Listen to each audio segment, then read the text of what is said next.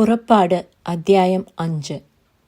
അതിൻ്റെ ശേഷം മോശയും അഹരോനും ചെന്ന് ഫറവോനോട്, മരുഭൂമിയിൽ എനിക്ക് ഉത്സവം കഴിക്കേണ്ടതിന് എൻ്റെ ജനത്തെ വിട്ടയക്കണം എന്നിപ്രകാരം ഇസ്രയേലിൻ്റെ ദൈവമായ യഹോവ കൽപ്പിക്കുന്നു എന്ന് പറഞ്ഞു.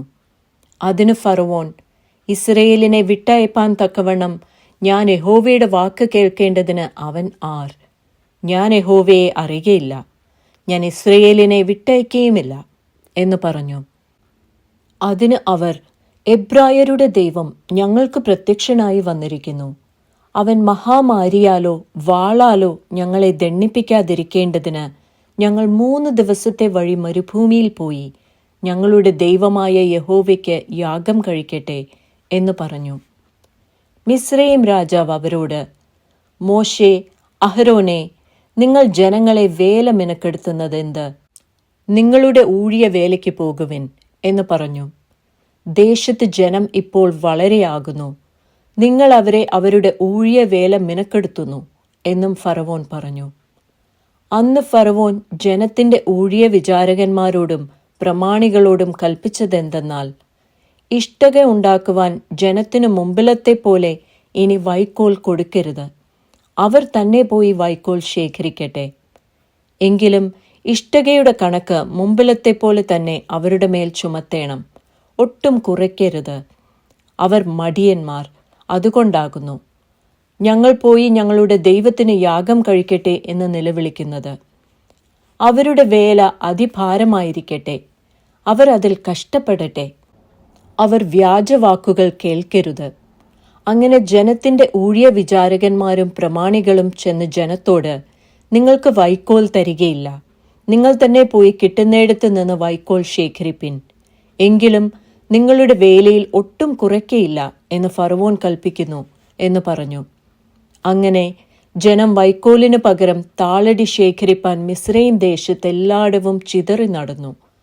ഊഴിയ വിചാരകന്മാർ അവരെ ഹേമിച്ചു. വൈക്കോൽ കെട്ടി വന്നപ്പോൾ, ഉള്ളതിനു ശരിയായി നിങ്ങളുടെ നിത്യവേല ദിവസവും തികയ്ക്കണം എന്ന് പറഞ്ഞു. ഫറവോന്റെ ഊഴിയ വിചാരകന്മാർ ഇസ്രയേൽ മക്കളുടെ മേൽ ആക്കിയിരുന്ന പ്രമാണികളെ അടിച്ചു. നിങ്ങൾ ഇന്നലെയും ഇന്നും മുമ്പിലത്തെ പോലെ ഇഷ്ടിക തികയ്ക്കാഞ്ഞത് എന്ത് എന്ന് ചോദിച്ചു. അതുകൊണ്ട് ഇസ്രയേൽ മക്കളുടെ പ്രമാണികൾ ചെന്ന് ഫറവോനോട് നിലവിളിച്ചു, അടിയങ്ങളോട് ഇങ്ങനെ ചെയ്യുന്നത് എന്ത്? അടിയങ്ങൾക്ക് വൈക്കോൽ തരാതെ ഇഷ്ടക ഉണ്ടാക്കുവിൻ എന്ന് അവർ പറയുന്നു. അടിയങ്ങളെ തല്ലുന്നു, അത് നിന്റെ ജനത്തിന് പാപമാകുന്നു എന്ന് പറഞ്ഞു. അതിന് അവൻ, മടിയന്മാരാകുന്നു നിങ്ങൾ, മടിയന്മാർ. അതുകൊണ്ട് ഞങ്ങൾ പോയി യഹോവയ്ക്ക് യാഗം കഴിക്കട്ടെ എന്ന് നിങ്ങൾ പറയുന്നു. പോയി വേല ചെയ്യുവിൻ, വൈക്കോൽ തരികയില്ല, ഇഷ്ടക കണക്കുപോലെ ഏൽപ്പിക്കണം താനും എന്ന് കൽപ്പിച്ചു. ദിവസം തോറുമുള്ള ഇഷ്ടക കണക്കിൽ ഒന്നും കുറയ്ക്കരുത് എന്ന് കൽപ്പിച്ചപ്പോൾ തങ്ങൾ വിഷമത്തിലായി എന്ന് ഇസ്രയേൽ മക്കളുടെ പ്രമാണികൾ കണ്ടു. അവർ ഫറവോനെ വിട്ട് പുറപ്പെടുമ്പോൾ മോശയും അഹരോനും വഴിയിൽ നിൽക്കുന്നത് കണ്ടു.